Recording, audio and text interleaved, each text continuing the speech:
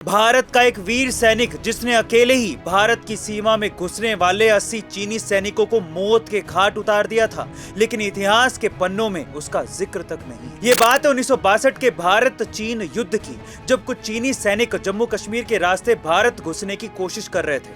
उन दिनों हवलदार शेरे थापा जम्मू कश्मीर की एक बटालियन में तैनात थे।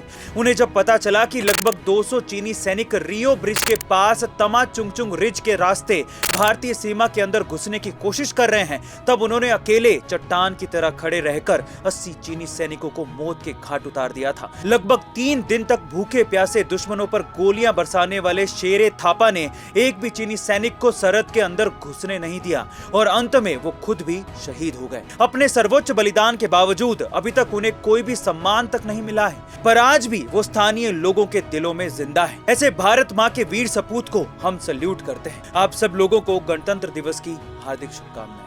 अगर आप सिर्फ एक महीना मोबाइल छोड़ने को तैयार हो जाओ ना, तो आपको 8 लाख रुपए मिल सकते हैं। गाइस, मैं मजाक नहीं कर रहा हूँ, बल्कि यूएस की एक कंपनी ने शर्त लगाई है कि जो कोई भी 1 महीने के लिए बिना मोबाइल फोन के रहेगा, उसे कंपनी $10,000 यानी कि लगभग 8 लाख रुपए से ऊपर देगी। असल में इस कंपनी का ये कहना है कि हर इंसान लगभग 5 घंटे मोबाइल पर बिताता है। कई लोग दिन की शुरुआत भी मोबाइल देखने से ही करते हैं। ऐसे में अमेरिका की स्विगी कंपनी ने डिजिटल डिटॉक्स कैंपेन के तहत मोबाइल की लत छुड़ाने के लिए यह अनोखा चैलेंज दिया है और इसके लिए 31 जनवरी तक आपको एप्लीकेशन फॉर्म भरने के लिए कहा गया है। लेकिन ध्यान रहे, कोई भी फॉर्म भरने से पहले इस चैलेंज के रूल्स आप जरूर अच्छे से पढ़ लेना। हो सकता है कि ये कंपनी का कोई पब्लिसिटी स्टंट हो या फिर कोई मार्केटिंग स्टंट हो, लेकिन कंपनी अपनी वेबसाइट पर इतना कॉन्फिडेंटली ये बात बता रही है तो कुछ ना कुछ तो जरूर देगी। वैसे गाइस, क्या आप 8 लाख रुपए के लिए अपना 1 महीने के लिए मोबाइल छोड़ सकते हैं? कमेंट सेक्शन में जरूर लिखिएगा।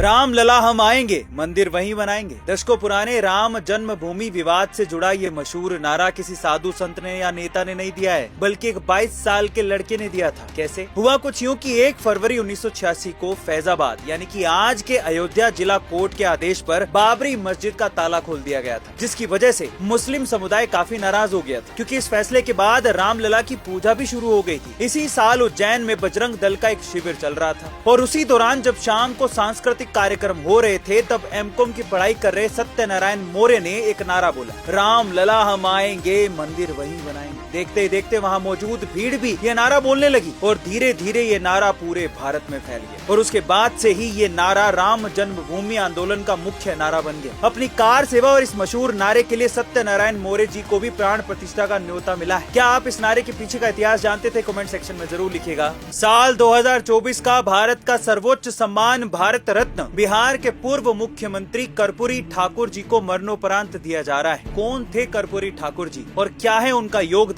चलिए जानते हैं। बिहार के समस्तीपुर में जन्मे कर्पूरी ठाकुर एक स्वतंत्रता सेनानी थे और उन्होंने आचार्य नरेंद्र देव के साथ स्वतंत्रता आंदोलन और साल 1942 में गांधी जी के असहयोग आंदोलन में भी हिस्सा लिया था, जिसके चलते उन्हें जेल भी जाना पड़ा था। साल 1945 में जेल से बाहर आने के बाद वो समाजवादी आंदोलन का चेहरा बन गए थे। इसके बाद साल 1967 के चुनाव में कर्पूरी ठाकुर पहले गैर कांग्रेसी उप मुख्यमंत्री भी बने थे। कुछ समय बाद जब राजनीति ने करवट बदली तो वो 6 महीनों के लिए बिहार के मुख्यमंत्री भी रहे थे। अपने कार्यकाल के दौरान उन्होंने पिछड़ों को 27% आरक्षण और किसानों के हक के लिए भी उपयोगी कानून बनाए थे। 24 जनवरी यानी कि आज उनकी 100वीं जयंती है और इसी अवसर पर उनके योगदान को देखते हुए भारत सरकार उन्हें मरणोपरांत भारत का सर्वोच्च सम्मान भारत रत्न से पुरस्कृत करने जा रही है। हम उनके योगदान के लिए उन्हें शत-शत नमन करते हैं।